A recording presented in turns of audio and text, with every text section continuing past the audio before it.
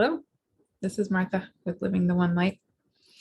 And today I am going to give some of my thoughts and also channel a message regarding the upcoming full moon eclipse that's happening this Friday, November 19th at 27 degrees of Taurus. The moon itself will be at 27 degrees of Taurus. The sun will be at 27 degrees of Scorpio, and the nodes of the moon will be at 1 degree of Gemini and Sagittarius, so right near the moon and the sun.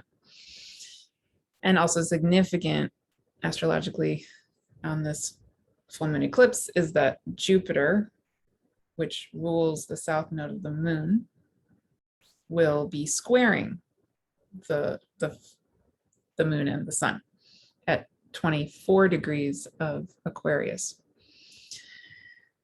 So I'm going to drop into channeling whatever message wants to come through, but the main theme that I'm feeling in this eclipse has to do with the notion of what is actually true survival. What are our actual needs? What are the essentials in what we need as beings of the earth and beings of the cosmos and of the divine? What are those essential truths as we live here on this planet? And I feel in this full moon is highlighting the switch of the nodes of the moon that is coming up early next year.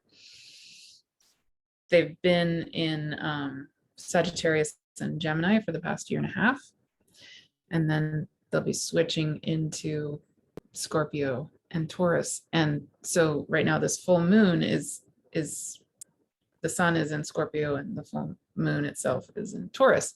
So it's highlighting that polarity that we're moving towards switching into for a year and a half early next year. And there's so much beautiful potential that I feel in that switching of the nodes into those energies. So I want to drop into that, whatever the spirit world is wanting to say, but I feel a lot of those similar themes coming through with regard to this full moon eclipse. And there's a lot of potential for clearing things that are not essential to our actual needs as beings of the earth and cosmos and divine. And so before I drop into the channeled message, what's wanting to come through, I also want to say with regard to the energies of next year that one big project I've been working on for many months is an astrology 2022 journal, which ended up being so extensive that I actually turned it into an almanac, and I just published it 3 days ago, last few days. And I just literally just before making this video, I just received in the mail my first copy of the journal. So what I ended up doing, thanks to a friend's suggestion, thank you. So I turned the whole thing into this Sacred Cosmic Rhythms Almanac. And then I split the almanac into 2 parts also. So there's 3, in other words, for somebody wanting to buy any of it, there are 3 options. There's the almanac, which is everything. Or there's this much smaller 2022 personal astrology guide, which is really goes through each of the planets and each of the goddess asteroids and Eris and Black Moon, Lilith, and Chiron, and takes a person through the transits of each of those bodies through the year, and then helps you to map how those energies will interface with your natal chart. So this personal astrology guide is really, really exciting and fun for somebody who's particularly into astrology or wants to learn it. And I have some free videos that go with the almanac and the personal astrology guide and the journal. And then I'm also going to be offering a monthly membership, different versions of the membership. And one of the versions will be for a person who, really wants to dive into their own natal chart and understand it and feel into your own relationship with these energies. So then the second part, to the almanac, which got split up into these two, is just the 2022 journal. And I say just, but it's actually so it's so long. So the journal is for anybody. It's for whether or not you're interested in like going deeply into astrology. It's still very related to astrology. It takes you through the year day by day, and not for every single day, but for most days there is an astrological transit named, and then a message is given for each day that has a transit named. So it's a partially me speaking, about my thoughts on that astrological transit, but also it's channeled. So yeah, so anyway, there's three. If I had three hands, let's see, can I show you all three? There's three parts. So the almanac, which is the one in the back, the purple one, that has all of it. It has these two combined in one. Yeah, and I will make another video just talking about that. But they're all on Amazon. They're going to be on my website too. Yeah, it's really fun, really exciting. So, okay, now I'm going to drop into what the spirit world wants to say about this eclipse.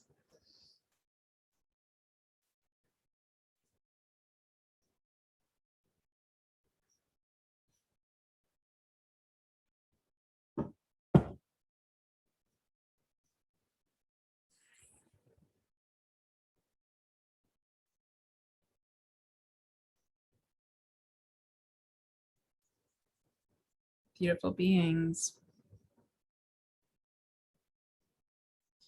Essentially, what we want to say is pretty simple, and it actually relates to simplicity.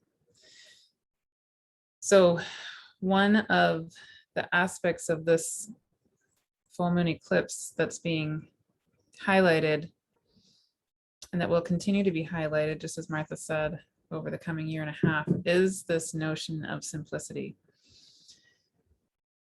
And this notion of clearing anything and everything that's not actually essential to the essence of who you are and the essence of what it means to survive, to thrive, even not just to survive, but to thrive and to truly be in the essence of who you are as a being of the light, as a being of the cosmos, as a being of the divine, as a being of the earth. And one of the reminders that we are hoping you will gain over the coming months and years is, and in this moment, is that the earth herself is a being of the divine and is a being of the cosmos. So your earthly body, the aspect of you that is created of the body and the cells of the earth, is the essence of the divine, as she is as well. So there is a tendency often in the human world to hold on to possessions, to become very fixated and intensely possessive or even obsessed with many things, physically, emotionally, spiritually, sexually, in relationships, in terms of physical possessions, objects, just possessiveness in general becomes quite a big issue. And this full moon in Taurus and then the upcoming North Node moving into Taurus is allowing a freeing up, especially with Jupiter in Aquarius squaring this full moon. There's an energy of lightning just coming in and freeing up, clearing up that which is not actually of your essence as a being of the divine, as a being of the earth, as a being of the earth and the divine as one thing. And so we'll speak more to this coming up over the next many months and year and beyond. But there's this calling, this need to come in on a cellular level, even on an energetic level, come into the question of what is actually true, what is actually needed in this moment, here and now, in the essence of who I am, in the essence of who you are. What is true in the essence of who you are? And what is true in the essence of who you are and what you are needing here and now on the planet Earth? So we just want to leave you with that question, and we would love to hear what does that have you percolating on? What does that bring up for you?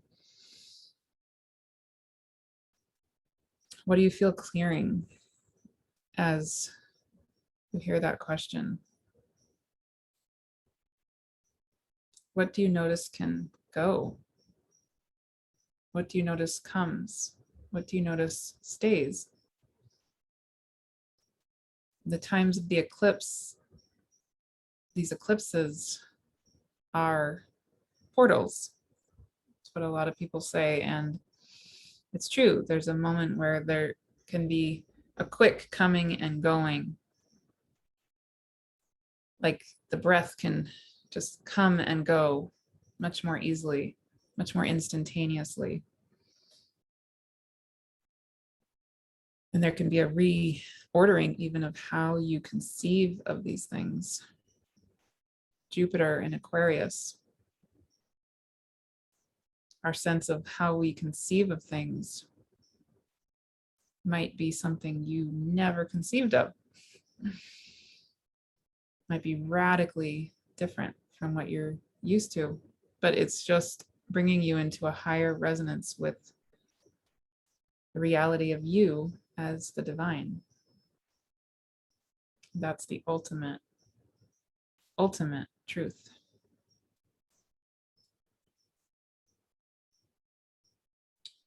So we leave you with that thought, but we'll continue with this theme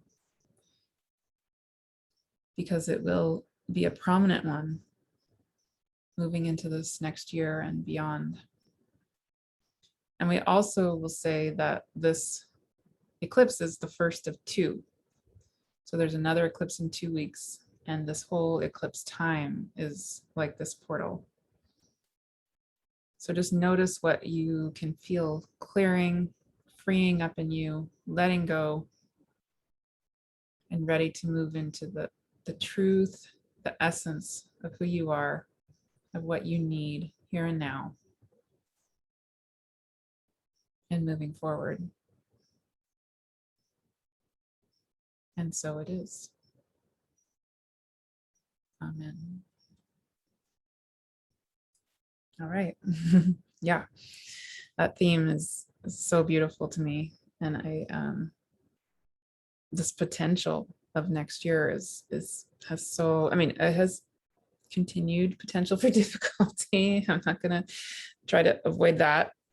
But as I talk about in the almanac and the journal and the personal astrology guide, they all have the same introduction. And in that introduction, I go through the astrology of 2022, and it's largely channeled, this introduction. And it talks a lot about the potentials for the upcoming year, which are, again, difficult potentially, but also really, really beautiful.